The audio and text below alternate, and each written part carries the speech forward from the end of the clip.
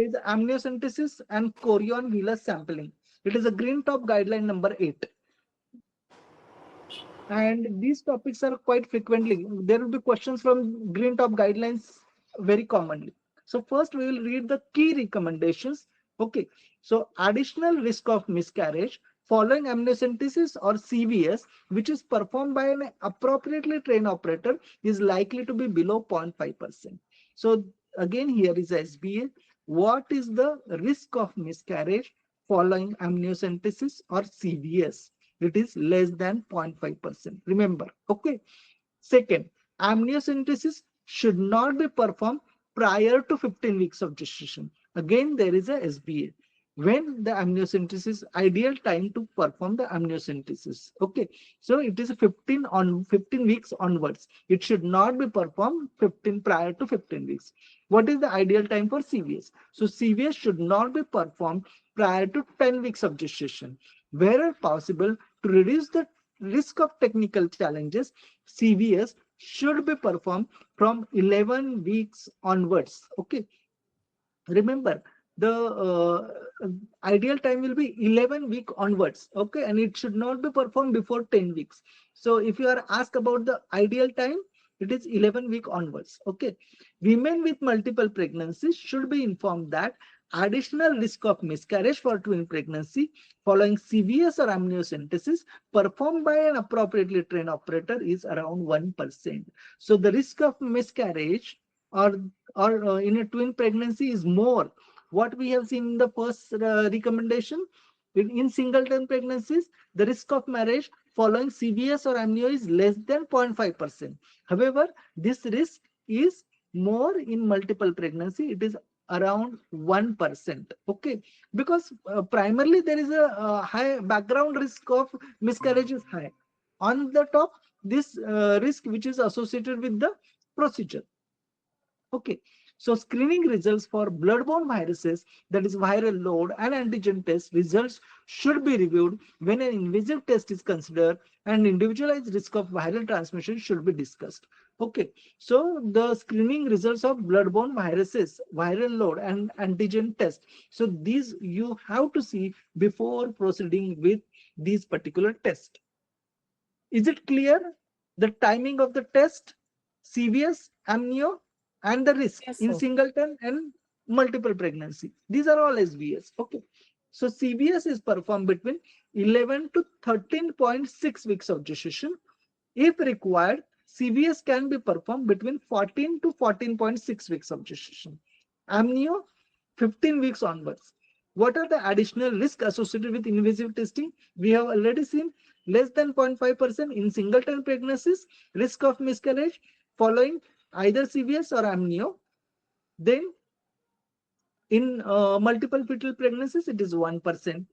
The what does it in the below table it says, if amniotic fluid appears cloudy or purulent, or there are clinical features of intra-amniotic infection, consider microbial analysis and antibiotic treatment.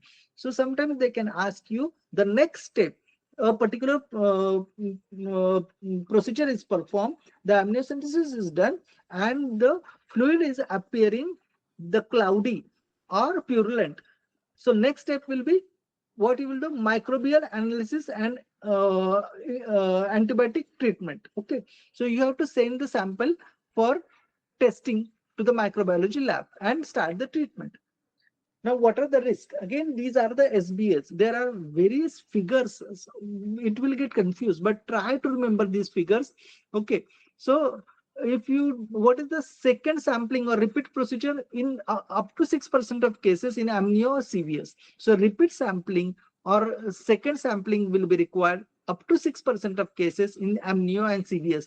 And remember, it is an with the appropriately trained operator. So these are the figures with the appropriately trained figures. So you have to do the continuous audits. If your figures or complication rate is high, then you have to have additional training also. Okay, so that is why these figures are very important. So second sampling and repeat procedure is required up to 6% of cases. Blood stain sample, it is in amniocentesis 0.8% of cases. Obviously, blood stain sample will be seen in amnio only. In CVS, it is not applicable. Okay. In confined placental mosaicism, amniocentesis, it is not applicable at all, but it is seen in less than 2% of cases. Confined placental mosaicism is seen in less than 2% of cases in CVS. Okay. Maternal cell contamination, in both cases, it is 1 to 2%. Rapid test failure is seen in 2% of cases, and failed cell culture is seen in 0.5 to 1% of cases. Other complications such as severe infection, fetal injury, maternal vessel injuries are rare. So they can ask you the SBAs that rapid test failure is seen in dash of percent, 0%, 1%, 100%, 80%, etc., etc. So these figures are important. It's better to remember in the reverse direction. Whenever you do this particular test, finally we are concerned with the cell culture. Okay, so the cell culture can fail in a very less number. It is very less, that is 0.5 to 1% of cases the cell culture can fail. The rapid test failure can be there in 2% of cases. Okay, and maternal cell contamination can be there in 1 to 2% of patients. Okay, so remember, 0.5 to 1% of cases is the cell culture failure, maternal cell contamination 1 to 2%, rapid test failure in 2% of cases, confined placental mosaicism is less than 2% of cases, blood cell sample is seen in 0.8% of cases, and second sampling or repeat sampling may be required in CVS or amnio in up to 6% of cases. Okay, so these figures you might have to remember. Then training. What is required for training and maintaining good practice for amniocentesis and CVS? So maintain competency by completing or supervising ideally a minimum of 20 amniocentesis or CVS annually. So annually at least 20 amniocentesis or CVS should be performed by the operator, so that competency is maintained. Okay, then communication skills and training is important. Continuous audit, I have already mentioned, multiple insertions, failure, bloody tabs, procedure related losses, PPRM, preterm birth. Within 14 days of the procedure, you have to document whatever you are doing, and if it is this particular rate is high, then you have to re-evaluate your practice and seek support from a more experienced operator if anticipated or encountered difficulties. Review practice where an operator's annual loss rate of normal babies exceeds 3% for either amnio or CVS. Okay, so these are the guidelines for this. Okay, so what this particular slide shows the complication rates. Okay, Telipus equinovirus with early amniocentesis, the incidence. So which complication can happen with early amniocentesis? So Telipus equinovirus. Okay, there was a SBA. Okay, then early amniocentesis also resulted in increase in 3% requirement for multiple needle insertions. Okay, early amniocentesis has cytogenetic implications with increased risk of failed culture of 1.8% compared to 0.2% with mid-trimester amniocentesis, and potential for false negative results when compared to mid-trimester amniocentesis.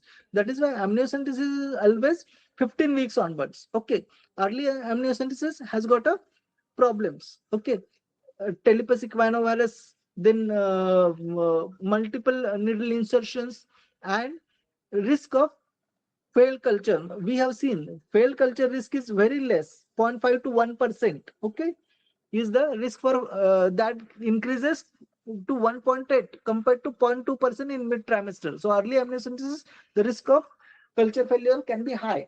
Okay, so what are the considerations when performing amniocentesis or CVS in multiple pregnancies, or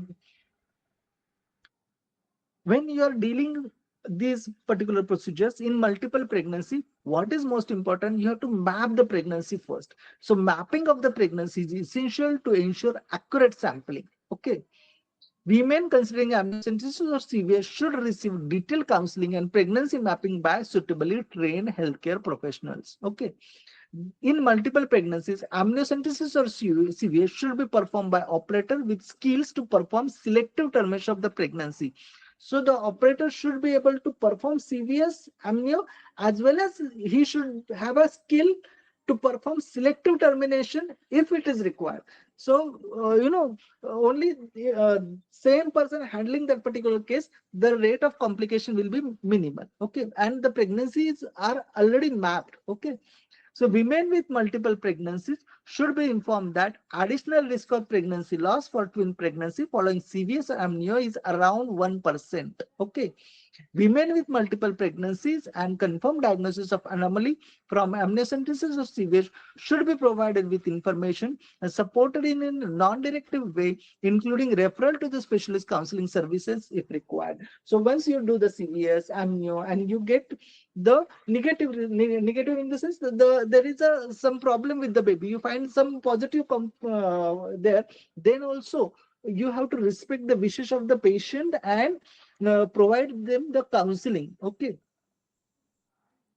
Then what is the role of third trimester amniocentesis? The risk associated with third trimester diagnostic amniocentesis, including the risk of preterm labor, are likely to be low. The risk of preterm labor before 34 weeks of pregnancy is in the range of 3 to 4% based on limited studies. Women should be informed that there is a higher risk of cell culture failure with amniocentesis performed in the third trimester. Overall, there is a 10% risk of culture failure for third trimester amniocentesis. So culture failure normally we have seen 0.5 to 1%, but if it is a third trimester amniocentesis, the risk will be up to 10%. And even in early amniocentesis, there was a risk. Third trimester also there is a risk. So mid trimester is the best timing for the amniocentesis. Okay. What are the risks of mother to child transmission of infection? So screening results of blood-borne viruses, that is Australia antigen and HIV, viral load and antigen test results should be reviewed with an invasive test is considered, and individual risk of viral transmission should be discussed. So you have to discuss these particular things with the patient. When screening results for blood-borne viruses are not known, testing should be delayed until HIV status can be determined. So they can ask you this particular question: such and such lady is awaiting this, and this is the infection profile. This is what is the investigation done. And if you find that there is no test done, the next step will be to carry out the viral infection screening, that is HIV testing should be done, and then plan the procedure. Okay. The risk of mother to child transmission of HIV for women on highly active antiretroviral therapy is low. So if the mother is on heart treatment, then the risk of transmission is very low. Then antiretroviral treatment should be optimized to aim for undetectable viral load prior to amniocentesis or CVS. So first testing should be done. If the mother is positive, then she should be on ART. Okay. And the viral load should be optimized. The risk of mother to child transmission of hepatitis B is low with viral load less than 6.99 log 10 copies per ml, but increases with high viral load. There is no evidence of risk of mother to child transmission of hepatitis C based on limited data available. Okay. So for hepatitis C, there is no risk of transmission. Thank you.